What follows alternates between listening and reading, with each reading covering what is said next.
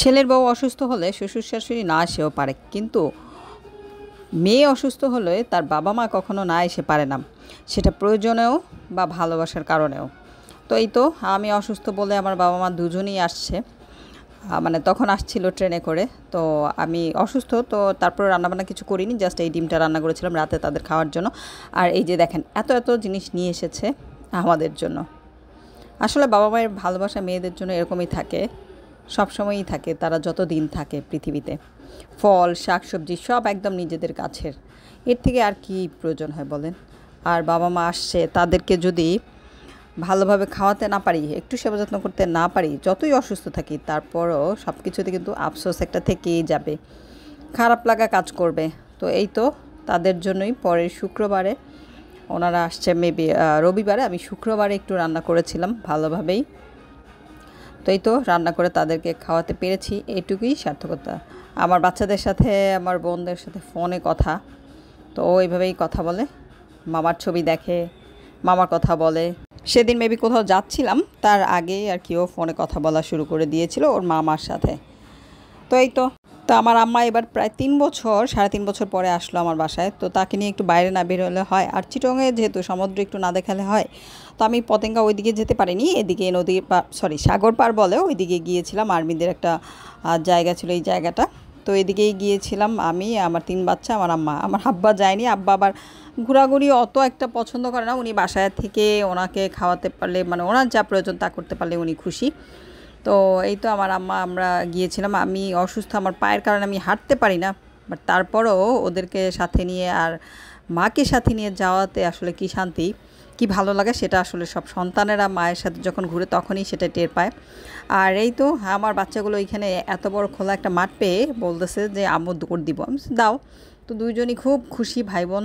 আসলে ভাই বোনের সম্পর্কটা ছোটোবেলা যেরকম থাকে, বড়োবেলা যদি সেরকম থাকতো তাহলে মনে হয় কোনো বোনের চোখে কোনো ভাইয়ের জন্য পানি আসতো না, বা কোনো বোনের জন্য কোনো ভাইয়ের চোখেও পানি আসতো না। তো যাই হোক, তারপরও জীবন চলবে, এভাবেই চলবে। এইখানে এই জাম্পিং এটা দেখার পর আমার বাচ্চা দুইজনই উঠবে, বড়টা উঠতে পারবে না যেহেতু ও খুব বড়, ওর লম্বা হাইট বেশি। সো এই দুইজনেই উঠে লাফালাফি করছে, সেটা দেখে বড়টা একটু মন খারাপ করে আছে, আসলে কি বলবো। তো যাই হোক, ওরা দুইজন কিন্তু খুব মজা করেছে, ভাই বোন দুইজন লাফিয়ে লাফিয়ে টায়ার্ড হয়ে গিয়েছিল পুরা বলা চলে। আর অনেক বাচ্চাই ইচ্ছে করে উঠে পরে ভয়ে আবার লাফায়নি, এরকম একটা অবস্থা। তো আমি একটু খালি পায়ে হাঁটলাম, ঘাস দেখে ভাবলাম যে অনেক দিন ঘাসে হাঁটা হয় না খালি পায়ে, তো একটু হাঁটি। জায়গাটা কিন্তু অনেক পরিষ্কার ছিল, সো খালি পায়ে হাঁটতে কিন্তু ভালো লেগেছে। আর মাটির সাথে নিজের শরীরের মনে হয় যে একটা স্পর্শ তখন ফিল করা যায় আর কি। তো এই তো মানুষজন কিন্তু অনেক ছিল, যেহেতু শুক্রবার ছিল না, শুক্রবার থাকলে মেবি আরও বেশি মানুষজন থাকতো। তো এই তো আমার বাচ্চা বসে বসে কী খাবে না খাবে সেটাই চিন্তা করছিলাম। আমরা একটা বসার একটা জায়গা পেয়েছিলাম, সেখানে বসলাম। তো আমার মা পপকর্ন আনার জন্য তার নাতনিদের টাকা দিয়েছে, তারা পপকর্ন নিয়ে এসে আবার আইসক্রিম খাবে, আমার ছেলেকেও দিয়েছে, এখন ওনারা আবার আনতে গিয়েছে, খাবে না বলেও আবার খাচ্ছে, এই আর কি। তো তারপর আর কি কতক্ষণ ঘোরার পর দেখি সন্ধ্যা হয়ে যাচ্ছে, তো বাতাস ছিল না তেমন ওই দিন কেন জানি। তো ভাবলাম তো আর বসে না থেকে চলে যাই।